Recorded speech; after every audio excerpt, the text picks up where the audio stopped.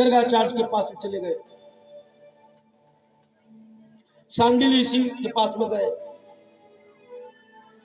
सभी से जाके पूछते हैं, हे भगवान, हमने उस मणि को लिया ही नहीं, छुआ ही नहीं, लेकिन हमारे ऊपर कलंक लग गया।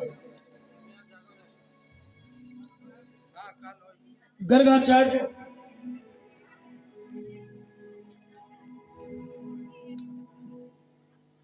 कहते हैं, देखिए भगवान, आपने फाल्गुन का जो चोट है, भादों का चोट जो है, उस चोट के दिन आप चंद्रमा को देख लीजिए।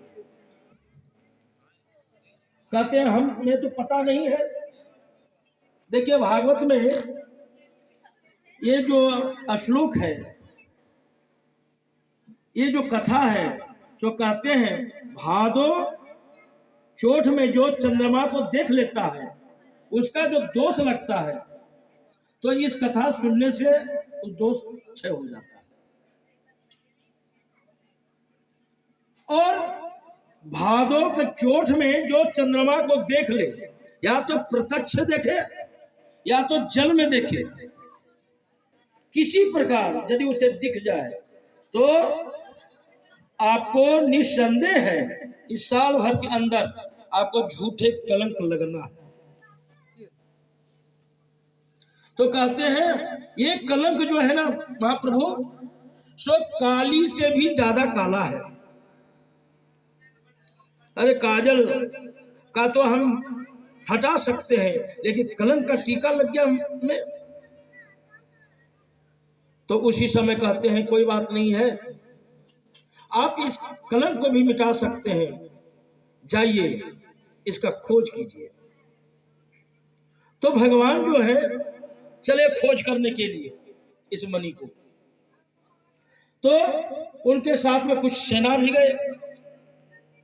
देखते हैं प्रसेन जहां अपने शरीर को छोड़े हैं, उस जगह सिंह का चिन्ह है। तो सिंह के चिन्हों के अनुसार वो आगे बढ़े। आगे देखते हैं कि एक शेर मारा पड़ा हुआ है और वहां एक वृक्ष का पांव का चिन्ह है। तो वृक्ष के जो पांव का चिन्ह है, उसके पीछे वो गए, तो एक गुफा में चले गए और गुफा में अकेले प्रवेश किए। अब वहां देखते हैं कि जामवती उस मणि से खेल रही है। तो भगवान लेने के लिए गए। जब लेने के लिए गए तो उसी समय जामवंत जी उन पर झपट्टा मार दिए। युद्ध हुआ और युद्ध 27 दिन अनवरत चला। न जामवंत जी हारे और न भगवान हारे। दोनों में युद्ध, भयंकर युद्ध हुआ। अंत में भगवान एक मुष्टिका उनका मस्तक पर लगा दिया। जो ही एक मुष्टिका लगा तो उनका शरीर पूरा ढीला हो गया जामवंत जी का। तो चरणों में गिर गए और कहते, प्रभु हम पहचान लिया आपको, आप ही राम हैं। राम द्वापर में कृष्ण बनकर के आप ही आए हैं। कहते हैं अब शरीर का खजुआहट तुम्हारे मिट गया? कहते हैं हाँ प्रभु, ये हमें त्रेता में नहीं मिटा था, आज द्वापर में आप मिटा दिए। जब राम जी लंका से अयोध्या आए रावण को मारकर, और सब जब जाने लग गए तो भगवान सबको कुछ न कुछ दिया। जामवंत जी अलग बैठे हुए थे। बोले जामवंत जी आप भी तो कुछ मांगिए, आपको मैं क्या दूं?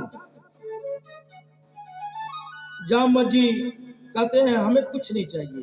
कहले कुछ तो मांग लो। कहते हैं प्रभु अभी तक जो आप में और रावण में जो युद्ध हुआ, इस युद्ध में हमारा मुकाबला कोई था ही नहीं, तो हम युद्ध नहीं कर सका।